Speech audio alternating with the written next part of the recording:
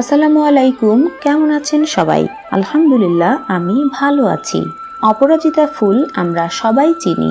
আজকে অপরাজিতা গাছ নিয়ে কিছু তথ্য শেয়ার করব আপনাদের সাথে। অনেক আগে আমি ভাবতাম অপরাজিতা গাছ বুঝি একবার ফুল দিয়েই মরে যায়। এরপর আস্তে আস্তে জানতে পারলাম এই গাছকে বনসাই করে 4-5 বছর বা তারও বেশি সময় রাখা যায়। আমার কাছে লতানো অপরাজিতাই বেশি পছন্দ। অপরাজিতা গাছের মাটি কিভাবে তৈরি করতে হয়? বেলে দোআঁশ মাটি 2 ভাগ, 1 ভাগ গোবর সার বা ভার্মি কম্পোস্ট অথবা জৈব সার, সাথে 2 চা চামচ ডিমের খোসা গুঁড়া, সব একসাথে মিক্সড করে নিলেই মাটি রেডি। আমার কাছে সিঙ্গেল এবং ডাবল মিলিয়ে 6 রকমের অপরাজিতা গাছ আছে। আজকে আমি আমার বারান্দায় রাখা 3টা গাছ দেখাবো। নীল, বেগুনি এবং গোলাপি ডাবল অপরাজিতা। আমার এই 3টা গাছের বয়স প্রায় 1 বছর। গাছগুলো শীতের শেষে সব পাতা ঝরে গিয়েছিল। একটা শেপে রেখে সবগুলো গাছ কেটে দেই। টবের কিনার ঘেঁষে মাটি উল্টে পাল্টে ভার্মি কম্পোস্ট আর ডিমের খোসা গুঁড়া করে দেই। এমনিতে বছরে 2 বার অপরাজিতা গাছ এভাবে ছেটে দেই, তারপর খাবার দেই। প্রতিবার গাছ কাটার পর অবশ্যই খাবার দিতে হবে। গোবর সার দিতে পারেন, ভার্মি কম্পোস্ট বা জৈব সারও দিতে পারেন।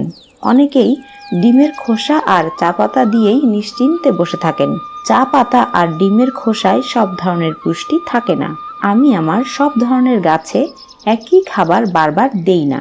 গাছকে তার চাহিদা অনুযায়ী খাবার না দিলে হেলদি হয় না। অপরাজিতা গাছ কড়া রোদের থেকে একবেলা রোদ লাগে এমন জায়গায় খুব ভালো হয়। আমার বারান্দায় 4-5 ঘন্টা রোদ লাগে। এই গাছে প্রচুর পানি দিতে হয়। আমি মাটি শুকালেই পানি দিই 2 বেলা। অনেকেই বীজ থেকে চারা করেন। গাছ বড় হয়ে অনেক লতানো হয়, ফুল আসে না। সেক্ষেত্রে গাছ একটু বড় হলেই আগা কেটে দিলেই দ্রুত ফুল আসে। এই সময় দেখা যায় ফুল আসলেও ফুলের কলি ঝরে যাচ্ছে। এটা হয় খাবারের অভাবে। তখন আবার টবের কিনার ঘেঁষে মাটি হালকা করে আলগা করে ভার্মি কম্পোস্ট বা গোবর সার দিতে পারেন।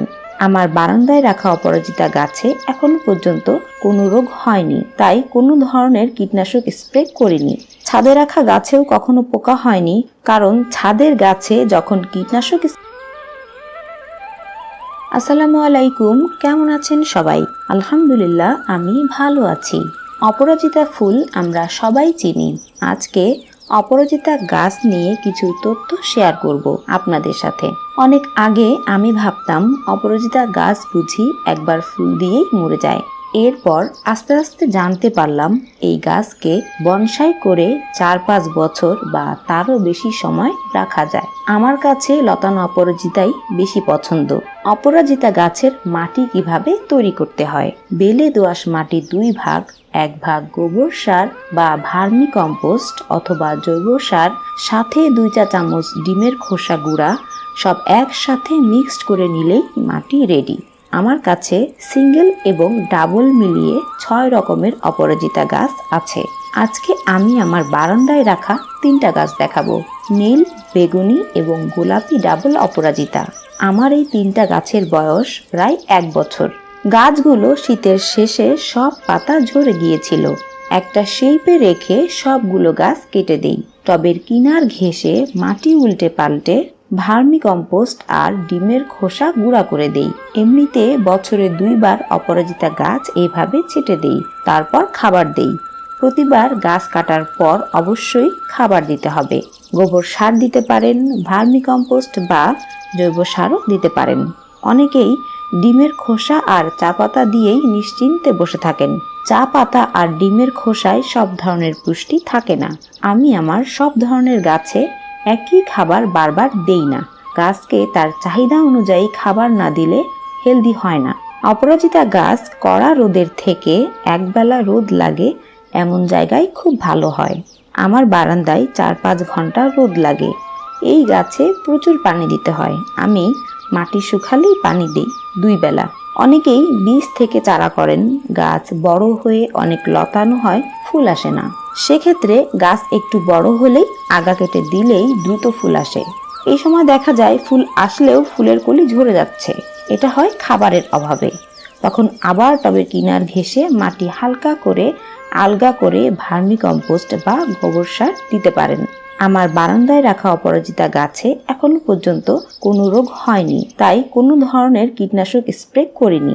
ছাদে রাখা গাছেও কখনো পোকা হয়নি, কারণ ছাদের গাছে যখন কীটনাশক স্প্রে করি একসাথে সব গাছেই স্প্রে করি। প্রতিবার গাছ ছাঁটাইয়ের পর খাবার অবশ্যই দিতে হবে, সেই সাথে 1 থেকে 1.5 মাস পরও খাবার দিতে হবে।